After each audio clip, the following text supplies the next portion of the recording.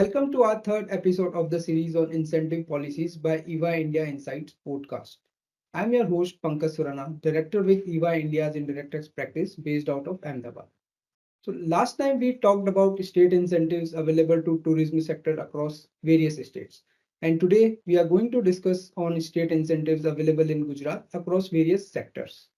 So Gujarat is one of the preferred destinations when it comes to infrastructure, connectivity, single window, progressive policies, presence of gift city, and so on.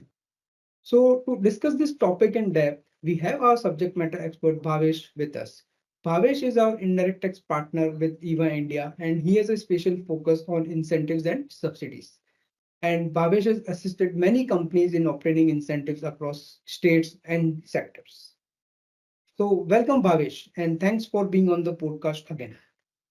Thank you, Pankaj, and it's great to be back on this series. So, Bhavesh, to start off, can you give a broad perspective about state incentives in Gujarat? Yeah, certainly. So there are various policies in Gujarat when it comes to state incentives, and one has to select the right policy basis industry and sector. Like for manufacturing sector, there are policies which provide incentives like interest subsidy, refund of taxes, capital subsidy, and there are also sector specific policies also in manufacturing. Further, there are separate policies for service sectors like tourism, IT, ITS. And additionally, there are various other policies also which go for research and development, industrial parks, etc. Oh, that's interesting for new and existing businesses proposing to invest in Gujarat. Can you briefly cover some of the key policies of the state? Certainly. So let's start with the Gujarat Atmanirbhar scheme, which is the scheme applicable to all manufacturing units, whether MSME, large or mega, under separate schemes and commencing production within the policy period. Now, new expansion units are eligible under the scheme subject to specified conditions. And there are also thrust sector prescribed where incentives are higher as compared to the general sector. Now, incentives available under the scheme depends upon the project location also, as the entire state is divided into three categories basis the development in the taluka. So, what are the larger incentives under the scheme? Are the first one is a 7% interest subsidy on term loan for a specified period with the upper cap of 12% of eligible investment. The second one is interesting. This is 80 to 100% net SGST reimbursement for a specified period with the upper cap of 80% of eligible investment. The third one is 100% reimbursement of employer's contribution under EPF for new employees subject to an upper cap. And the fourth and the last one is 100% electricity duty exemption for 5 years as per the Electricity Duty Act. And typically, electricity duty is 15% of the consumption charges. In addition to the aforesaid four, what we saw, there are other incentives available also to specify to MSME and mega like stamp duty, etc.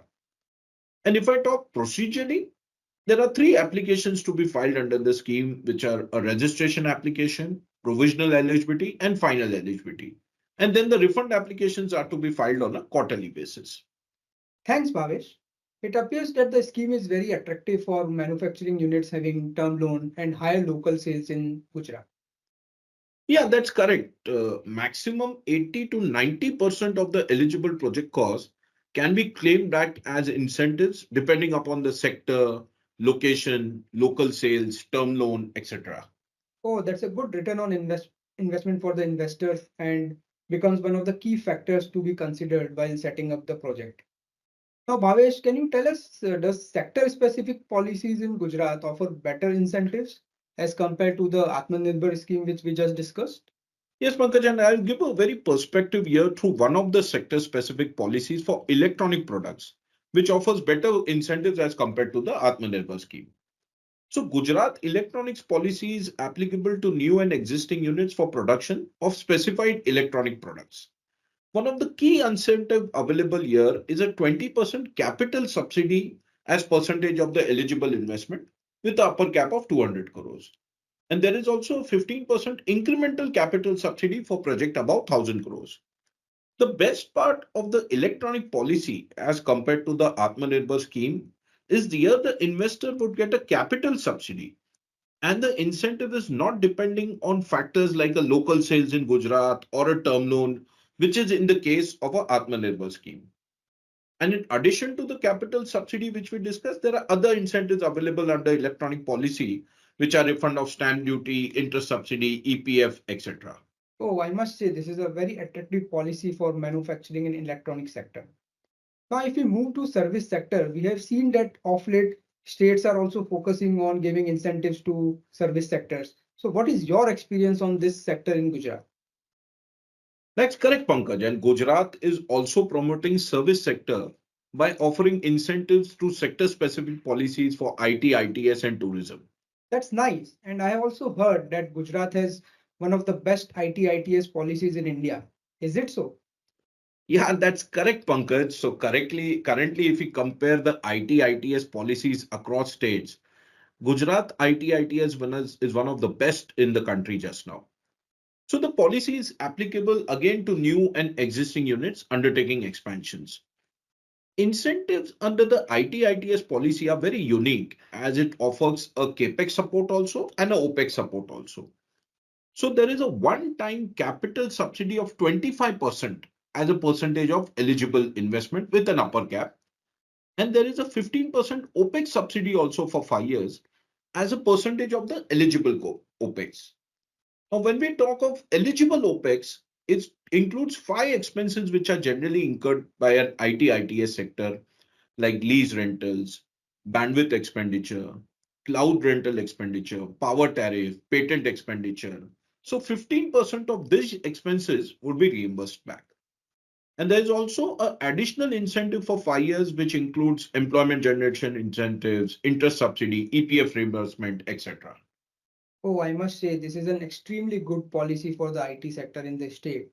And it also shows the intent of the state government to attract right talent and skills in the state.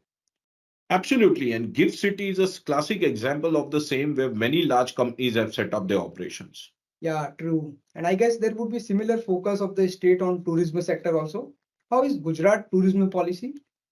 So Gujarat policy have also identified certain tourist locations like Statue of Unity, Dwarka, for providing incentives to tourism projects set up across these areas. So tourism projects would include hotel, resorts, wellness resorts, theme park. Both new as well as expansion projects are covered. Again, from an incentive perspective, the biggest positive of this policy is that it offers 20% capital subsidy to hotels and resorts and 15% capital subsidy to other projects like theme parks, etc. Now, capital subsidy would vary depending upon the star rating of the hotel. In addition to the capital subsidy, there's also reimbursement of stamp duty, registration fee, ED, and other smaller benefits as per the scheme. That's again an excellent policy, and it shows the broad perspective of the state government towards promoting various industries and sectors in the state. Indeed, Pankaj, yes. And I guess incentives would also come with its own conditions to be fulfilled, correct? Yes, so each of this policy has certain conditions to be fulfilled, like local employment related condition, operative period for commencing production, minimum number of years for which an eligible unit needs to operate, etc. Yeah, and it becomes crucial too for the investors. So, any other aspects, Bhavesh, which should be taken care of? So, Pankaj, I would say the timeline to file the application so that the eligible unit does not miss out on those incentives. Each policy has its own set of timelines and procedures, and investors should file the applications to avail the incentives before the timelines defined in the policies and obviously reap the benefits which are available. Thanks, Bhavesh. Thanks a lot. And I'm sure our listeners will have good understanding of various state incentives policies of Gujarat, and they can even reach out to any one of us if they need any clarifications. And I would like to thank you for your valuable time and providing insightful thoughts to our listeners. Thanks to you also, Pankaj, for being a great host. Thanks. And with this, we come to an end of this episode. There are other episodes also in pipeline that will focus on other states and sector specific policies. Please do let us know in case you want to hear about any specific topic. And thanks for listening. And this is Pankaj, your host, signing off.